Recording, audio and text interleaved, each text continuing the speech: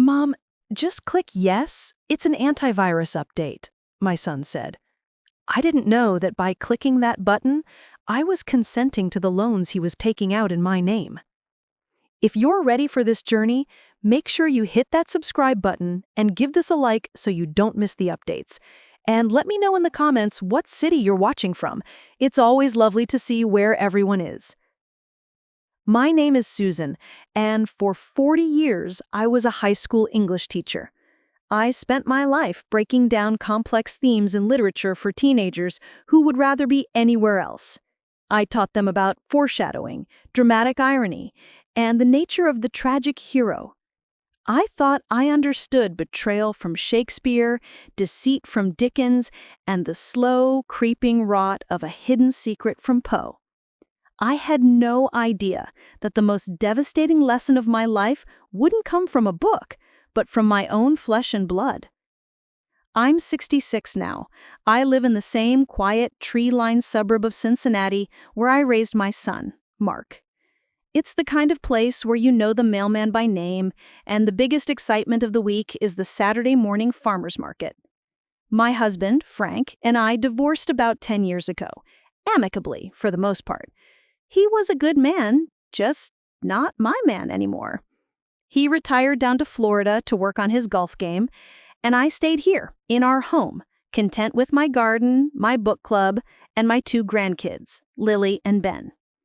My world revolved around my son, Mark. He was my golden boy, the first in our family to go to a fancy business school. He was always so sharp, so charismatic. When he walked into a room, he owned it.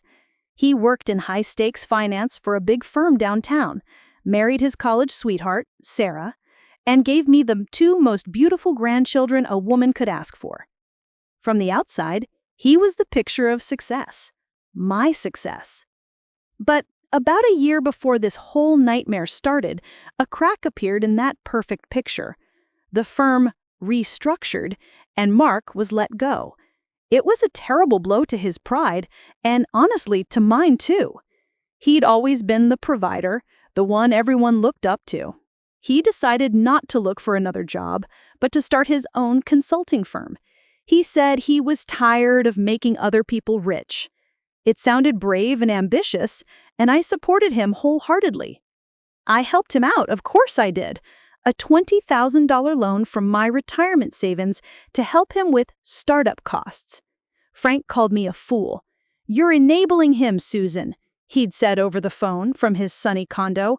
"That boy has always known how to play you like a fiddle." I hung up on him. What did Frank know? He was 1,000 miles away, basking in the sun while his son was struggling. It was my job to believe in Mark when no one else did. The stress was getting to Mark, though.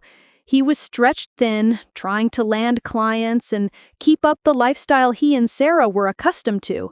The fancy vacations stopped, the new car was put on hold, and Sarah started working more shifts at the hospital where she's a nurse. Whenever I saw Mark, he had dark circles under his eyes and was constantly fiddling with his phone, his leg jiggling with an anxious energy that was painful to watch. He'd started coming over once a week or so, under the guise of helping me with tech support. It was a little joke between us. I wasn't completely helpless. I could post photos of my grandkids on Facebook and pay my bills online, but I wasn't what you'd call tech-savvy. Pop-ups and software updates made me nervous. On that particular Tuesday in October, he seemed more agitated than usual. I'd made his favorite, a pot roast, but he barely touched it. He just kept pacing around my kitchen. "You know, Mom, your phone is running really slow. You're probably riddled with malware," he said, snatching the phone from my hands. "You older folks are prime targets for hackers." I bristled a bit at the older folks comment, but let it slide. He was just trying to help. He tapped and swiped on my phone for 10 minutes straight, his brow furrowed in concentration. "Okay, I'm installing a new security suite. It's top of the line, bank-level encryption. It'll protect all your financial apps, your photos, everything." "Oh, that's nice, dear," I said, getting up to clear the table. "Hold on, one more thing," he called out, his voice sharp. I turned back. He was holding my phone out to me, a box flashing on the screen. It was full of tiny print, legalese I couldn't possibly read without my strongest glasses. There were 2 buttons at the bottom, deny and yes.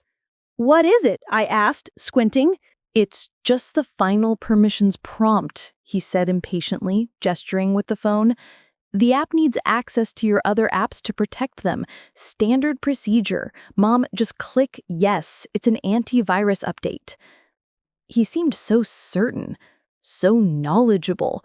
This was his world, not mine. The world of finance and technology and complex security systems. He was my son, protecting his mother. I leaned over, held my thumb over the button, and looked up at him. For a split second, I saw something flicker in his eyes. A flash of... what was it? Not concern, not love, something harder, something desperate. But it was gone as quickly as it appeared, replaced by the familiar, slightly strained smile he'd been wearing for months. Go on, Mom. Let's get this done. I've got to run. What's a mother to do? I trusted him. I pushed yes. He visibly relaxed. The tension just melted out of his shoulders. He gave me a quick, tight hug. Thanks, Mom. You're all set. Super secure now. And then he was out the door. For weeks, everything was normal. I tended my garden, went to book club, and FaceTimed with Lily and Ben. The only odd thing was the junk mail. It had ramped up significantly. Not just catalogs, but pre-approved credit card offers.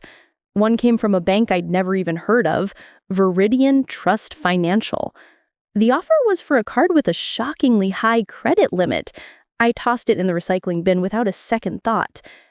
Then came an email. Welcome to your new account at Omnibank. I frowned. I didn't have an Omnibank account. I figured it was just phishing spam, the kind of thing Mark had warned me about. I deleted it and tried to put it out of my mind. He was about to get exactly what he deserved, and I had a front row seat. Don't go anywhere. The tipping point came about 2 months after that Tuesday. I received an official-looking letter in the mail. It wasn't an advertisement. It was from a collections agency. The letter stated in no uncertain terms that I was 60 days past due on a loan payment of $1,800. The total loan amount? $50,000.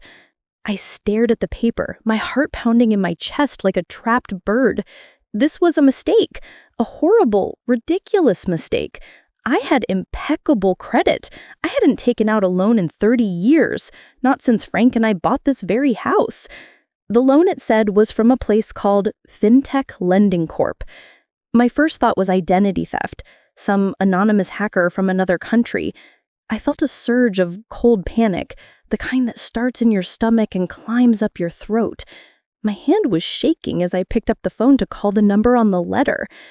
A bored-sounding woman answered. I explained, my voice trembling, that there had to be an error.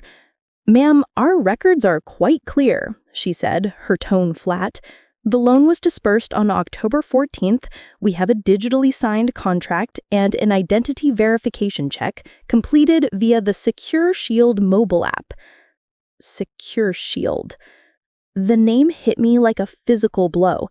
That was the antivirus app Mark had installed. "How was it verified?" I whispered, my mouth suddenly dry. "Let's see here." She could be heard clicking away on a keyboard. "Ah, here it is. The verification was a real-time authentication. A permissions request was sent to the primary device on file, a Samsung Galaxy phone. The user consented to the loan agreement and terms of service by clicking accept." No, not accept. It was a button that said yes. The line went quiet as the truth, monstrous and unthinkable, began to settle over me. I felt the floor drop out beneath me. The collection agent was still talking, something about payment options and credit reporting, but her voice faded into a dull roar in my ears. I hung up the phone without another word. It wasn't some anonymous hacker in a foreign country. The call was coming from inside the house. I sank into my kitchen chair, the pot roast I'd made him, the flicker of desperation in his eyes, the way he had fled my house as soon as I pressed that button, it all came rushing back, not as a series of disconnected memories, but as a calculated, horrifying plot. He hadn't been protecting my phone. He had been turning it into a weapon against me, the one person on this earth who loved him unconditionally. A sob escaped my throat, a ragged, ugly sound. My son, my beautiful golden boy, he had stolen from me. No, it was worse than that. He looked me in the eye and lied, turning my love and trust for him into his instrument of fraud. My mind raced. The $50,000 loan? Where had it gone? What about the other weird mail, the credit card offers? How deep did this rabbit hole go? The teacher in me, the part that lived for order and evidence, took over. Tears wouldn't solve this. Panicking wouldn't fix it. I needed facts. For 40 years, I'd known how to handle rebellious, deceptive kids. You don't get mad, you get smart, and you get even. I spent the next 48 hours in a fog of methodical fury. The grief was there, a leaden weight in my chest, but I packed it away in a mental box to be dealt with later. Right now, I needed clarity. I needed a battle plan. My first step wasn't my son's house. It was the public library. Their computers were free, and frankly, I was afraid to even touch my own phone or laptop, imagining that every icon was a potential trap. I sat in a sterile cubicle and pulled my credit reports from all 3 bureaus. My hands were shaking so hard I had to anchor my right wrist with my left just to control the mouse. The librarian, a young woman with kind eyes and pink hair, must have seen my distress. She brought me a glass of water without me even asking. The reports were a bloodbath. It wasn't just the $50,000 loan from FinTech Lending Corp. There was a $30,000 line of credit from Omnibank, 3 new high-limit credit cards, all from those sketchy online-only banks, each one maxed out. American Express, Visa, MasterCard. The grand total, as I scribbled it on the library's notepad, was staggering. $157,428, all opened in the last 2 months, all taken out in my name. Each inquiry, each new account was a digital footprint leading straight back to that afternoon in my kitchen. The Secure Shield app wasn't an antivirus. It was a Trojan horse. Mark hadn't installed a shield. He had installed a master key that gave him remote access to everything. That's what I had consented to when I pushed yes. I hadn't agreed to an update. I'd legally agreed to make him an authorized user of my entire digital identity. He could see my passwords, intercept my security texts, and approve applications as if he were me, sitting right there with my phone in his hand. The audacity of it was breathtaking. The cruelty unspeakable. He'd used my love as a tool and my ignorance as an opportunity. He hadn't just stolen my money and my good name, he'd stolen my memories of him, tainting every photo, every happy moment we'd ever shared with this future betrayal. The next morning, I went to my bank, my real bank, the one I'd been with for 35 years. I sat down with Mr. Henderson, the branch manager who'd processed my first mortgage. I laid out the collection notice and the credit reports. "Susan, my God," he said, his face paling as he looked over the documents. He led me into a back office, and we spent 2 hours freezing my accounts, putting fraud alerts on everything, and changing all my passwords and security questions. "We need to file a police report," he advised gently. "This is grand larceny, a felony." "I know," I said, my voice flat, "but I need to do something else first." I drove home, the printed-out credit reports burning a hole in my bag. I called Mark. My voice was calm, devoid of any emotion. "Mark, I need you to come over. There's a financial issue we need to discuss." He tried to put me off. "Can it wait, Mom? I'm slammed with a new client proposal." "No, Mark. It can't wait. Now." There must have been something in my tone because he was there in 20 minutes. He breezed in, trying for his usual charming, slightly stressed persona. "Okay, what's the emergency? Did you get another scary pop-up?" I didn't answer. I just pointed to the kitchen table where I had spread out the documents in a neat, damning arc. The collection notice, the loan agreement from FinTech Lending Corp., the 3 maxed-out credit cards, all from those sketchy online-only banks, each one maxed out. American Express, Visa, MasterCard. The grand total, as I scribbled it on the library's notepad, was staggering. $157,428. All opened in the last 2 months. All taken out. In my name. He was good. I had to give him that. The smooth, practiced ease of the lie was almost convincing. The teacher in me, the one who could spot a plagiarized paper from a mile away, was grimly impressed. I just sat there, silent, letting him talk. "This is a nightmare," he went on, pacing the kitchen floor. "These hackers are so sophisticated now. They probably spoofed your number. They could be anywhere. Russia, China." "Cincinnati?" He stopped pacing. "What?" "The hacker is in Cincinnati, Mark." I finally looked him straight in the eye. "The hacker was in this kitchen. The hacker ate my pot roast." The silence in the room was deafening. He stared at me, his jaw working, but no words came out. The charade was over. I know this part is hard to hear, but it's important. The truth was about to come out, and it was going to be glorious. "How could you?" The words were barely a whisper. I wasn't shouting.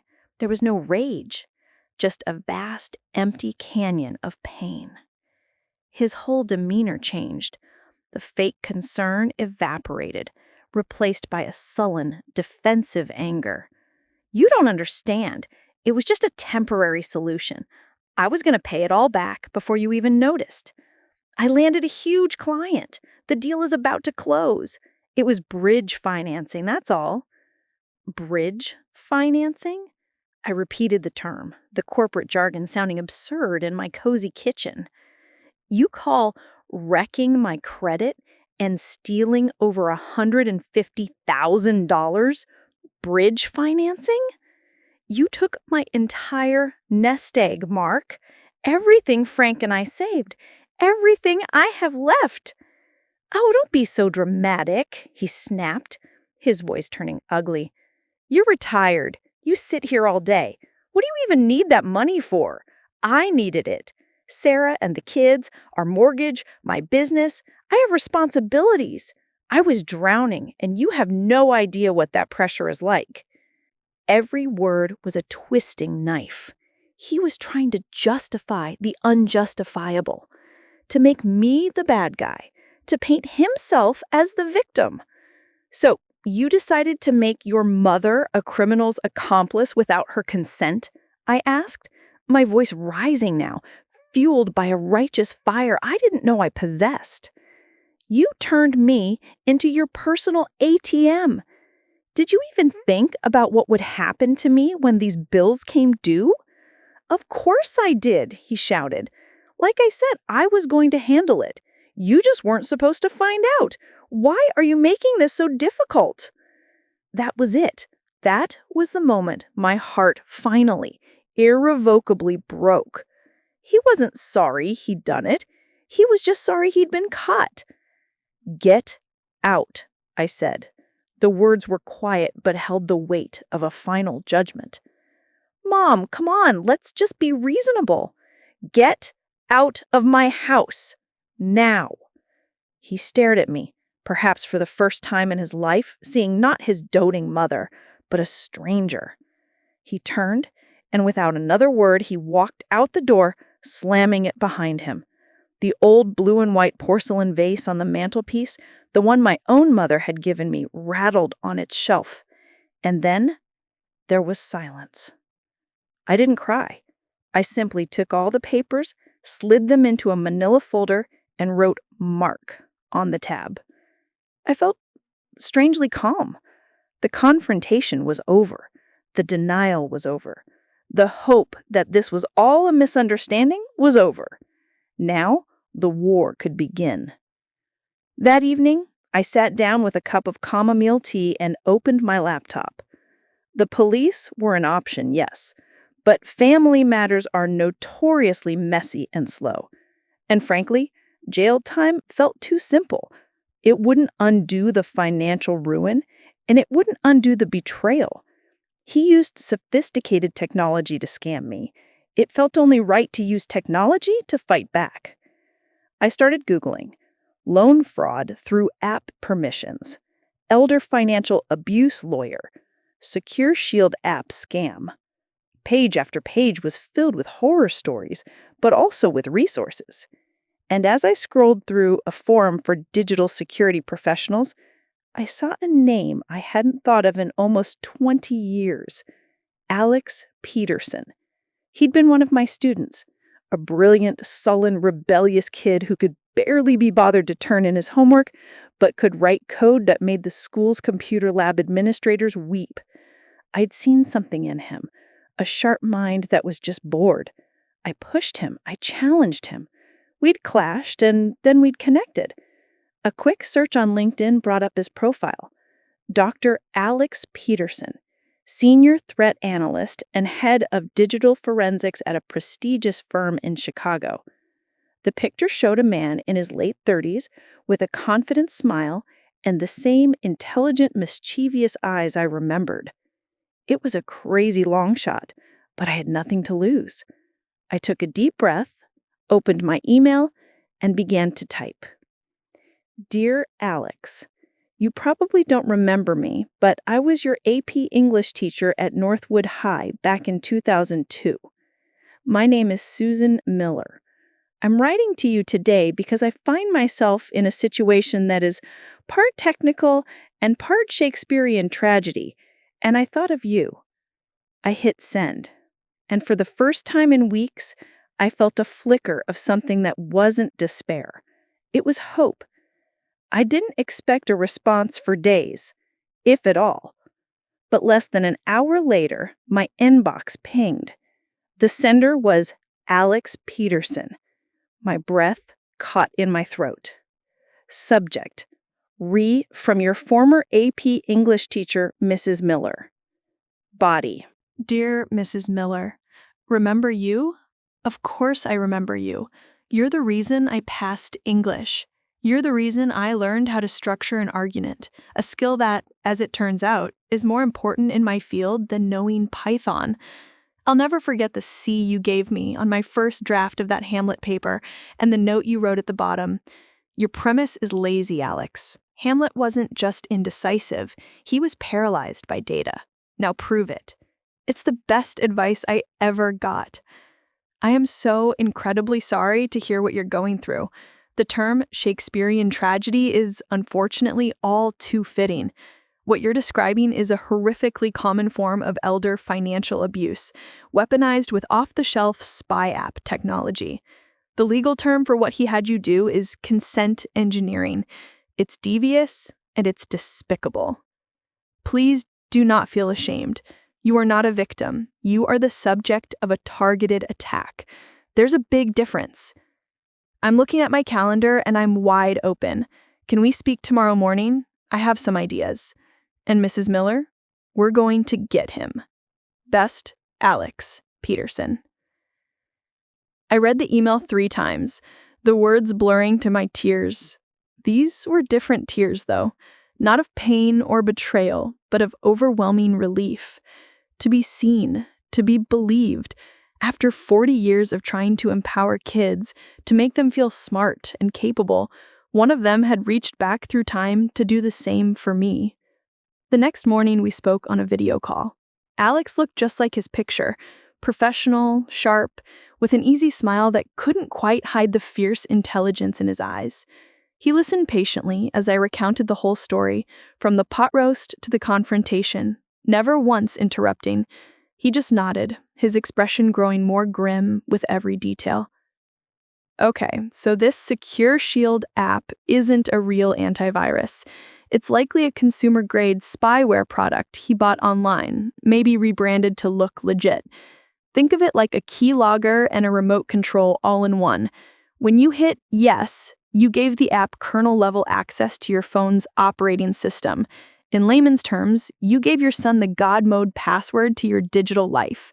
He could see everything you typed, activate your camera and microphone, intercept two-factor authentication codes, and, most importantly, approve things from financial apps in your name. So he didn't even need my passwords? I asked, feeling a fresh wave of nausea. He got them the first time you typed them in, Alex explained. The app would have logged them. Susan, may I call you Susan? The evidence is all there. It's on your phone, it's on the cell towers, it's on the bank's servers. He was sloppy. Most of these guys are. They count on their victims being too ashamed, too confused, or too heartbroken to fight back. He picked the wrong English teacher.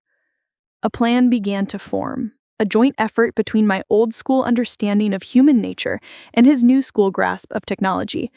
The police would eventually be involved, but Alex insisted we build an airtight, undeniable case first. He said, we hand them the entire crime tied up with a digital ribbon. Step 1 was a forensic analysis of my phone. He sent me a prepaid, padded box with detailed instructions. I was to put my phone in a special evidence bag he provided, which blocked all signals, and ship it to his lab in Chicago. He sent me a cheap burner phone to use in the meantime. The act of placing my phone, the weapon, into that box felt like a burial. I was burying the woman I used to be, the naive, trusting mother.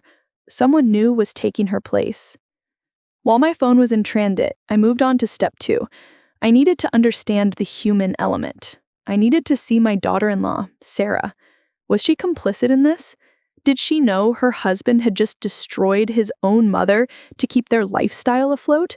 My heart told me no, but my head told me not to trust anyone. I didn't call first. I just drove over to their house on a weekday afternoon. It was a big, new-build McMansion in one of those developments where all the houses look vaguely the same, just with different colored shutters. The lawn was impeccably manicured. A new silver BMW was parked in the driveway, a purchase I now realize that was probably funded by my retirement. Sarah answered the door, looking surprised to see me. She was wearing scrubs, looking tired from a long shift at the hospital. Lily, my 7-year-old granddaughter, peeked out from behind her legs. "Susan, hi, what a nice surprise," she said, though her smile was strained. She looked like a woman holding her breath for a very long time. "Hi, honey. I won't stay long. Could we just talk for a minute, alone?" Her eyes flickered with something I recognized: fear. She ushered me in, settled Lily in front of the TV with a tablet, and led me to the granite island in her gleaming showroom kitchen. "Is everything okay?" she asked, her voice hushed. "Mark's been on edge ever since he saw you the other day. And just when he thought he had me backed into a corner, he forgot who he was dealing with. Stick with me, because you'll want to see how this plays out." "No, Sarah, everything is very much not okay," I said, my voice steady. I opened my purse and pulled out one of the credit card statements, the one with a balance of $28,000, and slid it across the cold, polished stone. "Can you tell me anything about this?" She stared at the paper, her face losing all color. Her hand flew to her mouth. "Oh my God," she whispered. Her eyes filled with tears as she looked up at me. "I knew it. I knew something was wrong. He kept saying he'd landed a new client, that we had money coming in, but it never made sense. We were drowning. She wasn't his partner in crime. She was his other victim." The story came pouring out of her in a torrent of hushed, frantic whispers. The consulting business was a failure. They hadn't landed a single major client. They were months behind on the mortgage for this house. The BMW wasn't a purchase. It was a lease they couldn't afford. Mark was spending hours locked in his office, Not on conference calls, but staring at stock market apps and cryptocurrency websites, convinced he could win it all back with one lucky trade. He's been so volatile, so secretive, she confessed, tears now streaming down her face. He told me he got a short-term business loan from an online lender. He swore it was all above board. When I asked about the down payment for it, he just said, "Your mother is helping out." I thought you'd given him the money. My $20,000 loan? That wasn't a startup cost. It was a down payment to secure the other loans, to show the predatory lenders he had some liquidity. I was his seed money and his collateral, all rolled into one. "Sarah," I said, my voice softening, "he didn't just get one loan. He got loans and credit cards in my name for over $150,000. She let out a choked sob. He swore he would fix it. Every day he says, "I'll fix it," but it just gets worse. He's not the man I married anymore. I know, and that man needs to be stopped before he ruins all our lives for good. Can you help me?" She looked torn, her loyalty to her husband warring with the devastating truth staring her in the face. She glanced over at her daughter, oblivious in front of the TV. That glance decided it. "Yes," she whispered, her voice firming with resolve. "What do you need?" "I need access to his office. I need any documents you can find. Bank statements, loan applications, anything with Secure Shield on it. Anything at all." She agreed. The plan was for her to text me the next time he went out for a run or a long meeting. As I drove away from that soulless McMansion, I didn't feel victorious. I felt a deep, profound sadness for Sarah, for my grandchildren, for the entire life that had been built on a foundation of lies and digital dust. That night, Mark called me. His tone was completely different. No more anger or justifications. He was trying to sound like the old Mark, my loving son. It was the most chilling performance yet. "Mom," he said, his voice slick with manufactured concern, "I'm so sorry about the other day. I've been under an incredible amount of pressure, and I said things I didn't mean. You and I, we have to fix this together as a family. Just you and me. Let's not bring anyone else into it, okay? Lawyers and police will just make a mess of things." "What did you have in mind, Mark?" I asked, my voice like ice. "I just need you to do one thing," he said smoothly. "If the banks call you for verification, I need you to tell them you made a mistake, that you forgot you'd opened those accounts, that it's all a misunderstanding. It's called a retraction. Once you do that, I can take over the accounts officially and start paying them down. It's the only way to protect both of us and fix your credit." There it was. He wanted me to actively participate in the cover-up. He wanted to make me a co-conspirator. If I did that, any chance of this being considered fraud would vanish. I would be on the hook legally and financially forever. "I will do no such thing," I said, my voice shaking with rage. "You seem to forget who I am, Mark. I am not some confused old woman you can manipulate." His voice turned cold. "You should think about that, Mom. You're a retiree on a fixed income. They'll look at the digital signatures you made, and they'll look at me, a financial professional. Who do you think they'll believe? Think about your grandkids. Do you really want to be the one who sends their father to prison and leaves their mother bankrupt?" He hung up. The threat was clear. He was going to paint me as senile. He was going to use his own children as emotional blackmail. He had no idea that I was already miles ahead of him. 2 days later, as Sarah texted me that Mark was at the gym, an email came in from Alex. Subject: "We've got it." Body: "Susan, the forensics are done. The antivirus app is a piece of work. It routed all of your banking data through a server in Eastern Europe before sending it to a specific anonymous email address. Guess whose name was on the credit card that paid for that server time and for the spyware subscription itself? Mark Miller. The receipt is attached. But that's not the half of it. I've started tracing where the money went. It wasn't to a business account. The loan funds were immediately transferred to a series of accounts at a new, trendy online bank. An account for which I was able to find the access history, right there in the log files he forgot to wipe from your phone. And Susan, the very first thing he bought with your money, it's going to make you sick." Alex had attached a PDF. It was a bank statement. It showed a transfer of $50,000 into a brand new checking account. The first charge, made just 1 hour after Mark had left my house that day, was for $47,500. It was a wire transfer. The recipient wasn't a creditor or an investment firm. It was Legacy Auto Imports. The memo line contained just 3 words: 1968 Ford Mustang. It was his dream car, the one he'd obsessed over since he was a teenager. He didn't steal from me to save his family. He stole from me to buy a toy. The knowledge about the Mustang was a different kind of wound. The debt, the lies, the betrayal, those were horrific, but they were born of a desperate, twisted logic. I could, on some remote intellectual level, understand the panic of a man trying to keep his financial world from imploding. But a vintage car? That wasn't desperation. That was vanity. That was a conscious, gleeful choice to spend my life savings on a piece of metal, a symbol of a carefree life he hadn't earned. He hadn't just robbed me, he had celebrated the robbery. This detail, more than anything else, solidified my resolve. Any lingering flicker of maternal pity was extinguished, replaced by a cold, clear focus. I wasn't just taking back my money, I was reclaiming my dignity. My mission to his house was scheduled for the following afternoon. Sarah texted me the all clear, headed to a 2-hour client lunch downtown. The square quotes were hers. My heart pounded as I pulled up to their house, using the spare key Sarah had left under a decorative stone turtle by the back door. I felt like a spy in a movie, which would have been thrilling if the stakes weren't so devastatingly real.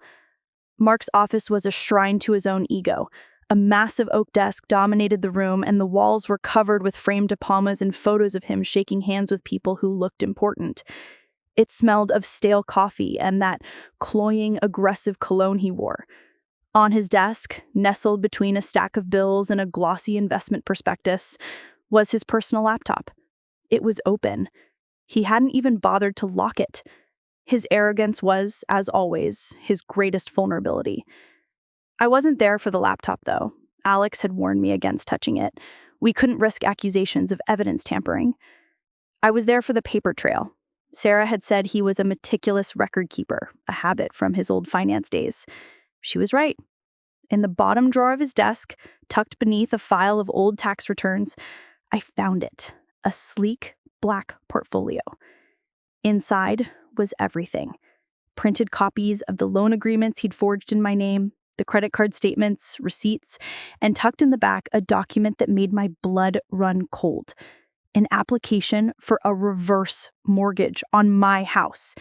It was filled out but not yet submitted. The plan, clearly, was to bleed my credit dry, then move on to the equity in my home, the last thing of value I owned in the world. He was going to leave me with absolutely nothing. At the very bottom of the portfolio was a bank statement for a savings account I didn't recognize. It was in his and Sarah's names. My eye scanned the columns. In the past 6 months, he had made dozens of transfers, 500 here, 1,000 there, from their main checking account into this separate savings account. While he was telling Sarah they were broke, he had been systematically siphoning money away, building a personal escape hatch. He wasn't trying to save his family. He was getting ready to run. I used the camera on my burner phone to take clear, well-lit pictures of every single page. As I was about to close the portfolio, a small slip of paper fluttered out. It was a receipt from a jeweler. He had purchased a diamond tennis bracelet 2 weeks ago. For whom? A peace offering for Sarah? Or something more insidious? A gift for someone else? Another part of the new life he was planning? The question hung in the air. Another layer of betrayal in this grotesque onion. I put everything back exactly as I found it, slid the stone turtle back into place, and drove away, my hands steady on the wheel. The grief was gone. The shock was gone. I felt an almost unervingly calm. I was no longer the victim of a crime. I was the chief investigator. He was about to get exactly what he deserved, and I had a front row seat. Don't go anywhere.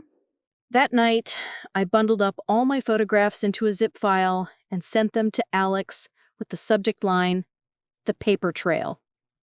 An hour later, he called me. "Susan, This is a gold mine, he said, his voice buzzing with energy. The reverse mortgage application is the smoking gun. It shows intent to commit further fraud. And this hidden savings account? He's building a go bag. This isn't just financial desperation, it's a calculated exit strategy. Combined with the digital forensics from your phone, this is an open and shut case. It's time to assemble the team. The team was not what I expected. The first member was not the police, but a woman named Carol Davenport. Carol was a retired IRS agent who now worked as a forensic accountant. Alex had her on retainer for cases like mine. She had gray hair pulled back in a severe bun, eyes that seemed to miss nothing, and a voice that could curdle milk. I loved her instantly. Over another video call, she reviewed the evidence I'd gathered. Mr. Miller is what we in the business call a special kind of stupid, she said, peering at a document through her bifocals. He's committing federal wire fraud, aggravated identity theft, and he's creating a paper trail a Girl Scout could follow. The money he moved to that secret savings account, that's not just siphoning, that's classic structuring. He kept the transfers small to avoid bank reporting requirements. That's a felony all by itself. We can nail him on tax evasion, too. Did he declare any of the stolen money as income? I'll bet you $1 he didn't. The second member of the team was my ex-husband, Frank. I hadn't wanted to call him, hadn't wanted to hear, "I told you so." But Alex insisted. This impacts his children, too, he argued, and his financial support will be invaluable when we get to the recovery phase. We need everyone on the same page. I made the call. He picked up on the second ring. "Frank," I said, "we have a problem with Mark." I told him everything. He was silent for a long time, the only sound the faint chirping of birds on his end of the line. When he finally spoke, there was no "I told you so" in his voice. There was only a cold, quiet rage that was far more terrifying than any shouting. "The Mustang," he said, his voice tight. "Did you say a 1968 Mustang?" "Yes," I confirmed. Son of a bitch. He used my dream to buy his. It was the car Frank had always wanted, the one he talked about saving for when he retired. Mark hadn't just stolen from me. He had twisted a happy memory from his father's life and perverted it. "I'm on the next flight to Cincinnati," he said. "Book me a hotel room. This is my fight now, too." The final piece of the puzzle was a civil attorney, a sharp, impeccably dressed woman named Ms. Alvarez. Her specialty was asset recovery. We all met, me, Frank, Carol, the IRS agent, and Ms. Alvarez, in a conference room at Alex's Cincinnati office. Sarah was there too, looking terrified but resolute. She had made her choice. Alex patched in on a large screen from Chicago. It felt like a war room council. Ms. Alvarez laid out the legal strategy. It was a two-pronged attack. Prong one is criminal, she explained, her voice crisp and efficient. With the evidence Susan and Alex have gathered, the district attorney will have no choice but to prosecute. We'll give them the case on a silver platter. Alex's forensics, Carol's financial analysis, Susan's testimony. Mark is facing significant jail time. Good, Frank growled from across the table. Prong two, she continued, is civil. This is where we get your money back. We're going to file a lawsuit in civil court against Mark. Simultaneously, we will file for an emergency court order to freeze all of his known assets. The house, the cars, every bank account, including the secret one. He won't be able to spend another dime of your money. Then we use the leverage of the criminal case to force a settlement. He signs over everything to make you whole. in exchange for us potentially recommending a lighter sentence. He gives back everything or he rots in a cell for a decade. It's his choice. The sheer brilliant, coordinated power of it all left me breathless. This was no longer just me, a retired teacher, against my scheming son. It was an army.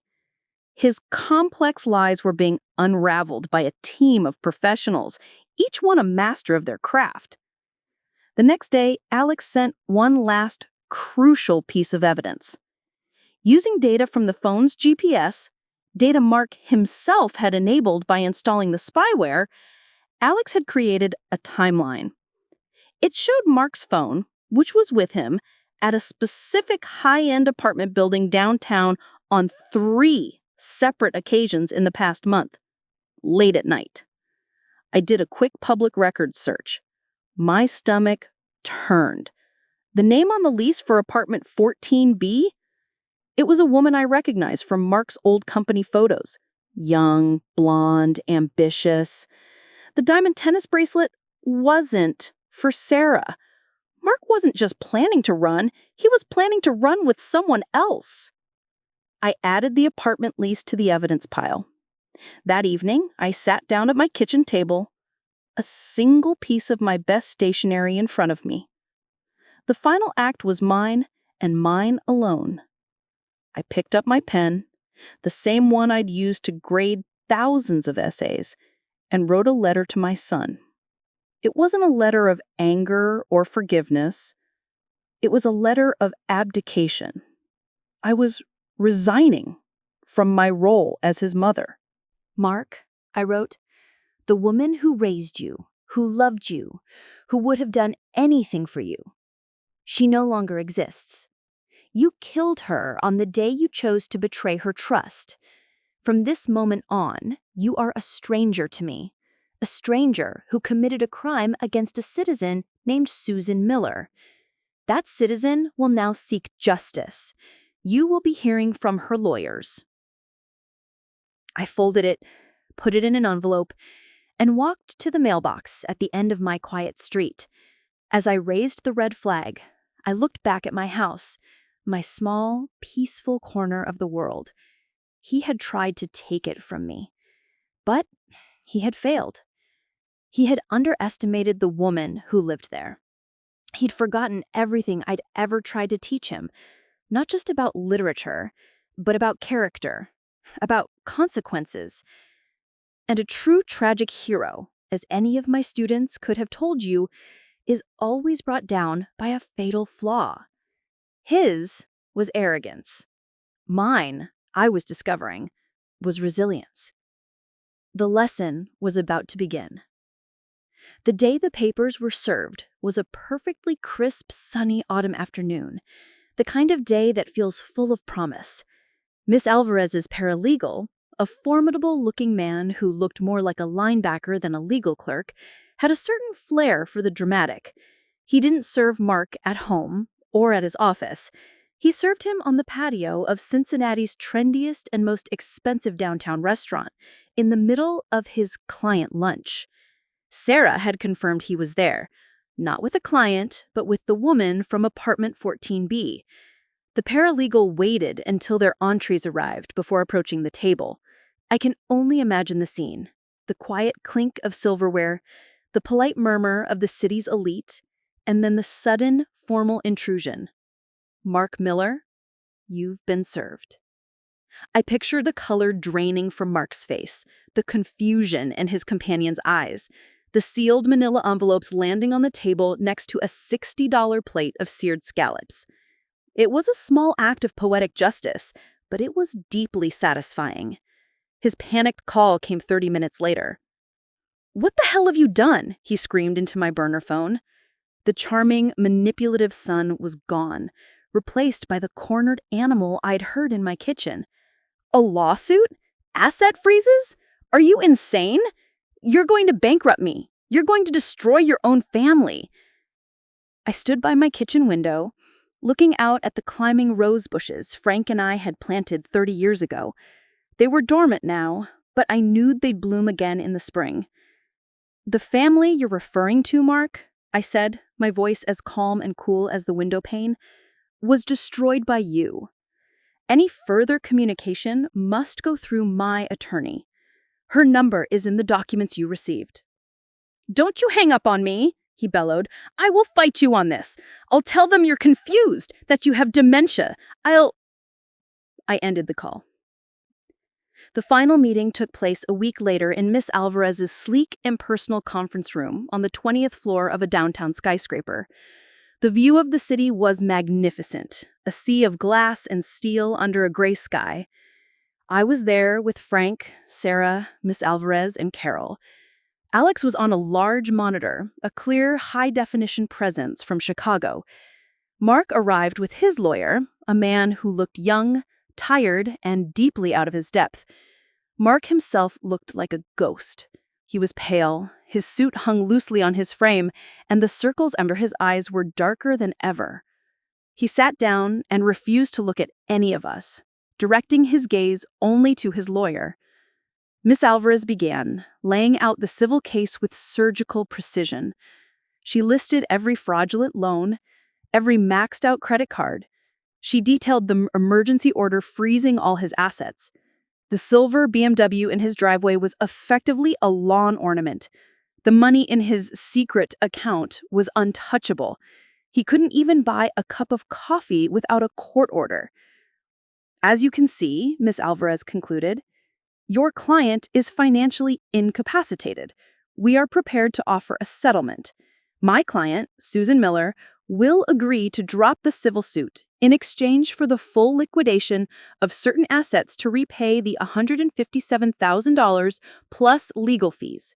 This includes the full balance of the undeclared savings account, the 1968 Ford Mustang, and a full surrender of your 50% claim to the equity in your marital home, which is currently in foreclosure." Mark's lawyer began to bluster. "This is an outrageous overreach. We'll contest the legitimacy of these loans. Mr. Miller's mother is elderly. She could have simply forgotten giving her consent." "Enough," Carol, the forensic accountant, cut in, her voice sharp. She slid a thin binder across the table. "This binder contains copies of every wire transfer, every application, and the digital receipts for the spyware your client purchased and installed on his mother's phone with his own credit card. It's not a case of a faulty memory, counselor. It's a textbook case of felony wire fraud and aggravated identity theft." Alex's voice then filled the room from the monitor. "And from a technical standpoint, the forensic evidence is irrefutable. We have the data logs from Mrs. Miller's phone, the server records from the spyware company, and the geolocalization data from your client's device showing him at home applying for these loans while his mother was miles away at her book club. There is no plausible deniability." Mark finally looked up, his eyes blazing with hatred, and directed his words at me. "I did this to save my family, my wife, my kids. You have no idea what it's like to have that on your shoulders. I did what I had to do." It was the opening they had all been waiting for. Before I could speak, Sarah, who had been silent and stoic until now, spoke up. Her voice didn't waver. "What family, Mark? The family you lied to for over a year? Did you have to open a secret bank account and siphon money away from your children while telling me we couldn't afford swimming lessons? Was that to save us?" Mark's face went white. His lawyer shot him a panicked look. Ms. Alvarez slid a few more documents across the table. "And was the $9,000 diamond tennis bracelet for your family? Or the down payment on the lease for apartment 14B at the Sinclair building, the one you visit twice a week?" The room went completely silent. Mark stared at the papers, the receipt, the lease application, and I saw the last of the fight drain out of him. He visibly deflated in his chair, a man utterly and completely exposed. Sarah let out a single, quiet sob, and Frank put a comforting hand on her shoulder. Mark wouldn't even look at her. "Here is the offer," Ms. Alvarez said into the silence, her voice devoid of triumph. "You will sign the civil settlement today. You will also plead guilty to 1 count of felony wire fraud. In exchange, the district attorney is willing to recommend a sentence at the low end of the federal guidelines. If you refuse, we will proceed with both the civil trial and the full criminal indictment, and we will pursue the maximum possible sentence. Your choice. It took less than 5 minutes. He picked up the pen with a shaking hand and signed away his car, his house, and his secret life. He never once looked at me. In the end, he was sentenced to 36 months in a federal minimum security prison. With time off for good behavior, he'll likely be out in 2.5 years. Sarah filed for divorce the day after the settlement was signed. She and the kids moved into a smaller, more affordable house in a good school district. Frank and I helped with the down payment. Our relationship has a new kind of honesty now, a quiet partnership forged in the ashes of our son's deceit. We take the grandkids every other weekend. It took the better part of a year, but with the help of Alex and Carol, I cleared my name with every credit bureau and financial institution. The stolen money was returned. My credit score, my precious 40-year-old perfect credit score, is slowly healing. The Mustang was sold at auction, ironically, to a collector who had wanted one his whole life. I never did see Mark again after that day in the lawyer's office. Sarah takes the kids to visit him in prison, but I cannot. The letter I wrote him was the last word I will ever have to say to him. A mother's love is a powerful thing, but it is not unconditional. There are betrayals so profound that they burn the love right out of you, leaving only scar tissue behind. Sometimes when I'm working in my garden, I think about that tragic hero essay I made Alex rewrite all those years ago. The fatal flaw. Mark's flaw wasn't just arrogance or greed. It was that he never learned the fundamental lesson of all those great books I taught, that a lie can build a temporary shelter, but the truth is the only thing that can build a home. My home is still standing. His has been leveled to the ground. And I am the one who, in the end, held the wrecking ball. I didn't want to, but he left me no other choice. So that's my story. It's been a long and painful journey, but I'm standing on the other side of it, stronger and a whole lot smarter. I hope that sharing it might help someone else out there. So, what would you have done in my place? I'd love to read your thoughts in the comments below. My grandmother told me this story. Thanks for watching this video. Bye bye!